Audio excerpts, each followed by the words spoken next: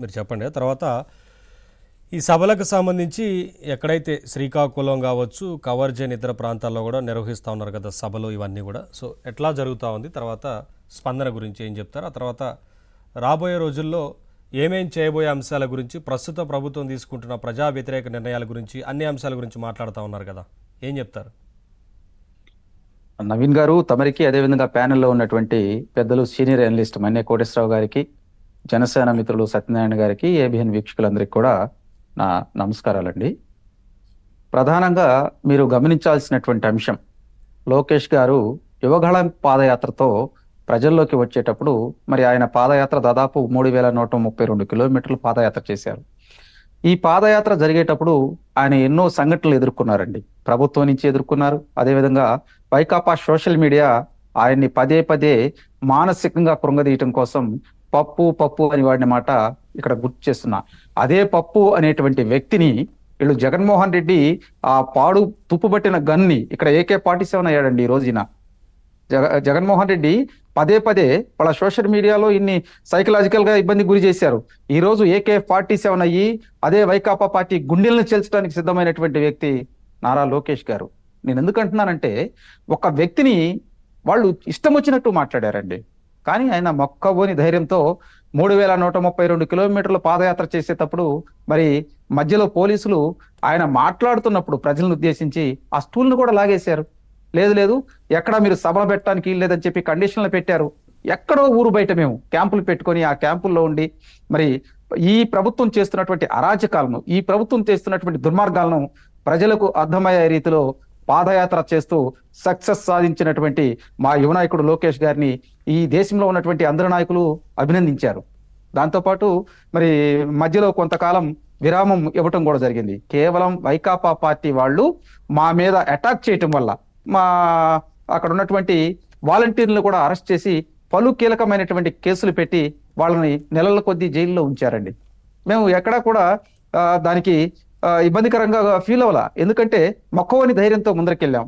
దాని ఏదైతే ఆ యువగళం సక్సెస్ అయిన తర్వాత తను ఏ నియోజకవర్గాల్లో అయితే టచ్ చేయలేకపోయారో ఆ వర్గాల్లోకి వెళ్ళి శంఖారావం అనేటువంటి సభలతో అక్కడ ఉన్నటువంటి ప్రజలను, అక్కడ ఉన్నటువంటి మా కేడర్ను, అక్కడ ఉన్నటువంటి మా సెకండ్ కేడర్ నాయకులను ఉత్సాహపరుస్తూ మాట్లాడుతూ ఉన్నారు. ఈరోజు శ్రీకాకుళంలో చూసాం. రెండో రోజు ఆయన మాట్లాడిన మాటలు, ఆయన సభను ఉద్దేశించి ప్రసంగించేటప్పుడు ముందలే ఎత్తిన జెండా దించకుండా కాపు కాస్తున్న తెలుగుదేశం పార్టీ సైన్యానికి నా నమస్కారాలంటూ, అలాగే ఉత్తరాంధ్ర అంటే విప్లవం, శ్రీకాకుళం అంటే సింహం, ఇక్కడ చాలా మంది గొప్ప గొప్ప నాయకులు ఉన్నారు ఈ ప్రాంతంలో. గరిమెళ్ళ సత్యనారాయణ గారు కావచ్చు, అదేవిధంగా సర్దార్ గౌత లచ్చన్న గారు కావచ్చు, కింజరపు ఎర్రంనాయుడు గారు కావచ్చు, వీళ్ళందరూ పుట్టినటువంటి గొప్ప గడ్డ ఇది, విప్లవాల పురిటి గడ్డ అంటూ ఇక్కడే అరసవల్లిలో మరి సూర్య దేవాలయం కూడా ఉంది. ఈ ప్రాంత ప్రజలు అంటే నాకు చాలా ఇష్టం అంటూ ప్రారంభిస్తూ, రాష్ట్ర ప్రభుత్వంలో ఉన్నటువంటి ఏదైతే ఈ ప్రజలకు ఏదైతే అన్యాయం చేస్తుందో ఆ అన్యాయం చేసేటువంటి అంశాలను, ప్రతి అంశాన్ని, అక్కడ ఉన్నటువంటి నాయకులు ఏ విధంగా అక్కడ ప్రజల్ని పీడిస్తూ ఉన్నారు, అక్కడ ధర్మాన ప్రసాదరావు అనే అతను పేరుకే గాని ధర్మం లేదని చెప్పి మాట్లాడుతూ ఆయన చేసినటువంటి కార్యక్రమాలు, అదేవిధంగా ఆ ప్రాంతంలో వాళ్ళు పడుతున్న ఇబ్బందుల గురించి, ఆ ప్రాంతంలో ఉన్నటువంటి నీటి ప్రాజెక్టుల గురించి కూడా మాట్లాడుతూ ఉన్నారు. వైకాపా పార్టీలో ఉన్నటువంటి దాదాపు అలా చూడండి 25 మంది ఎంపీలను ఇస్తే కేంద్రం మెడలో ఉంచుతాను, ప్రత్యేక హోదా సాధిస్తానన్నాడు. నిన్నగాక మొన్న ఢిల్లీ వెళ్ళినప్పుడు 6 ఎంపీలే మిగిలి ఉన్నారు. మిగిలిన వాళ్ళందరూ కూడా దూరం వెళ్ళిపోయారు. అంటే తను అధికారంలోకి రాకముందల ఏ విధంగా మాయ మాటలు చెప్పాడు, ఏ విధంగా ప్రజలను మోసం చేశాడు అనేది ఈరోజు పార్టీలో ఉన్నటువంటి కేడర్తో పాటు అక్కడ ఉన్నటువంటి ప్రజలకు కూడా ముఖ్యంగా ఆయన ఉపదేశం ఇస్తూ ఉన్నారు. దీంతో పాటు ప్రధానంగా చూడండి, ప్రజలు పదే పదే ఈ రాష్ట్ర వైకాపా పార్టీ వచ్చిన తర్వాత మరి జగన్మోహన్ రెడ్డి ప్రజల రక్తాన్ని ఏ విధంగా తాగుతున్నాడు. ప్రతి మద్యం క్వార్టర్ మీద కూడా 25 రూపాయలు జే ట్యాక్స్ వెళ్ళందే ఆయనకి నిద్ర పట్టదు. ఎందుకంటే జే ట్యాక్స్ అని చెప్పి అక్కడ పరిశ్రమలను ఏ విధంగా తరిమేశాడు, ఆ ప్రాంతంలో ఉన్నటువంటి ప్రకృతిని ఏ విధంగా నాశనం చేశాడు, ఆ ప్రాంతంలో ఏ విధంగా మైనింగ్ చేశాడు, ఆ ప్రాంతంలో మరి ఉద్యోగాలు ఇస్తాలని చెప్పినటువంటి ప్రజల్ని, యువకుల్ని ముఖ్యంగా ఏ విధంగా మోసం చేశాడనేది కూడా చెబుతున్నారు. మనం ప్రధానంగా చూడండి, విశాఖపట్నంలో ఉన్నటువంటి ప్రజలు అక్కడ ఋషికొండ ఆ విధంగా ఋషికొండను నాశనం చేసేటప్పుడు కూడా అక్కడ కొంతమంది ప్రజాప్రతినిధులతో పాటు కొంతమంది సోషల్ వెల్ఫేర్ చేసేవాళ్ళు కూడా, అంటే వాళ్ళు కూడా వెళ్ళినప్పుడు వాళ్ళని అక్రమంగా జైల్లో వేశారండి.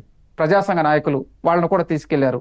ఇటువంటి విషయాలన్నీ కూడా ఒకసారి గుర్తు చేస్తూ గత ప్రభుత్వం తెలుగుదేశం పార్టీలో ఉన్నప్పుడు ఆ ప్రాంతానికి ఏం మేలు చేశారు, తాగునీటి సాగునీటి ప్రాజెక్టులు ఏ విధంగా ఆ రోజు ఉన్నాయి, అదేవిధంగా వీరు వచ్చిన తర్వాత ఆ తాగునీటి సాగునీటి ప్రాజెక్టులు ఏ విధంగా నిర్వీర్యం అయిపోయినాయి కూడా కళ్ళకు కట్టినట్టు చెప్పారు. దాంతోపాటు తెలుగుదేశం పార్టీ అధికారంలోకి వస్తే సూపర్ 6 పథకాలను తీసుకొస్తాం, ఇక్కడ ఉన్నటువంటి మహిళలతో పాటు యువకులను ఆదుకుంటాం, 20 లక్షల ఉద్యోగాలు కల్పిస్తాము, దీంతో పాటు ఈ ప్రాంతంలో ఉన్నటువంటి ముఖ్యంగా ఉదాహరణ మనకు తెలిసినటువంటి విషయమే, కిడ్నీ బాధితులు ఎక్కువగా ఉండే ప్రాంతం. గతంలో తెలుగుదేశం పార్టీ అధికారంలో ఉన్నప్పుడు అక్కడ డయాలసిస్ సెంటర్లు పెట్టారండి. దాని తర్వాత ప్రతి వారికి కూడా పెన్షన్ ఇచ్చిన కార్యక్రమాలు బిగిన్ చేశారు. దానితో పాటు చాలా ప్రాంతాల్లో నీటి సమస్యలు ఉంటే ఆ నీటి సమస్యలను కూడా తీర్చినటువంటి విషయం గుర్తు చేస్తూ, దానితో పాటు ఎన్టీఆర్ ట్రస్ట్ ద్వారా వచ్చినటువంటి పథకాలు కూడా అక్కడ సుజలాం సుఫలాం పథకం తీసుకొచ్చినప్పుడు ఎన్టీఆర్ ట్రస్ట్ ద్వారా అక్కడ త్రాగునీటి కోసం ఎన్నో ప్రాజెక్టులు చేపట్టారు. అవన్నీ కూడా ఈ రోజు నిర్వీర్యం చేశారండి. అవన్నీ కూడా ఆ ప్రాంత ప్రజలకు చెబుతూ ఉన్నారు. దీంతో పాటు ప్రధానంగా ఏంటంటే జగన్మోహన్ రెడ్డి వికృత క్రీడలో మరి బలైపోయినటువంటి కుటుంబాలను కూడా ఆయన పరామర్శించారు. దాంతో పాటు ఆ ప్రాంతంలో ఉన్నటువంటి యువకులు మీరు కంపేర్ చేసుకోవాలంటే అక్కడ గంజాయి ఎక్కువ ఉంది. గతంలో అరకు కాఫీ లాంటి కాఫీని తీసుకొచ్చి ప్రపంచంలోనే మరి ఉత్తరాంధ్రకు ఒక మంచి పేరు తెచ్చాము. జగన్మోహన్ రెడ్డి అధికారంలోకి వచ్చిన తర్వాత ఈ ప్రాంతాన్నంతా కూడా గంజాయి మత్తుతో ముంచేస్తున్నాడు అని చెప్పి ఆయన చెప్పటం అది వాస్తవం కూడా అని చెప్పి అక్కడ ప్రజలు కేరింతలు కొడుతూ పెద్దగా చెబుతూ వాళ్ళు కూడా ఎస్ మీరు తెలుగుదేశం పార్టీ ఉన్నప్పుడు ఒక విధంగా ఉండేదండి, ఈ రోజు ఈ పార్టీ వైకాపా పార్టీ వచ్చిన తర్వాత మీకు ఏం మా బతుకులే కనిపిస్తా చిత్రం ఉందంటే అయిపోయినాయి అని చెబుతూ ప్రభుత్వం మీద ఉన్నారు. పెద్ద ఎత్తున వ్యతిరేకత కనిపిస్తూ ఉందా? ఎందుకంటే తరలి వస్తున్న ప్రజానికాన్ని చూస్తుంటే ఎంత సభకు జన సమీకరణ చేయాలని చూసినా సరే స్వచ్ఛందంగా తరలి వచ్చే వారితో ఇంకా ఎక్కువగా సభలు సక్సెస్ అవుతూ ఉంటాయి. ఇప్పుడు నిర్వహిస్తున్న సభలు చూస్తూ ఉంటే మీకు ఏమనిపిస్తుంది అనేది? నవీన్ గారు, శంకారావం సభలు చూసుకుంటే ప్రజలు కార్యకర్తలతో కలిసి మా కార్యకర్తలతో కలిసి ప్రజలు మమేకమైపోయారు. ఇక్కడ ఒక విధంగా మేము అంచనా వేసిన దానికన్నా డబుల్ వస్తున్నారండి. ప్రజలు వచ్చి వాళ్ళ సమస్యలు గతంలో వాస్తవంగా భారీ బహిరంగ సభలకు వచ్చినప్పుడు నాయకులు చెప్పే మాటలు నిల్లేవాళ్ళు. సరే, డిస్కస్ చేద్దాం. సాహెబ్ గారు వస్తాను మళ్ళీ మీ దగ్గరికి. నేను కంక్లూడ్ చేస్తానండి ఒక్క మాట చెప్పేసి. వాళ్ళకి అక్కడ ఉన్నటువంటి సమస్యలు వినతి పత్రాలు ఇస్తున్నారండి ఈ రోజు. మీరు గమనించారో లేదో, అది శంకారావం సభలు సూపర్ సక్సెస్ అవుతుంది.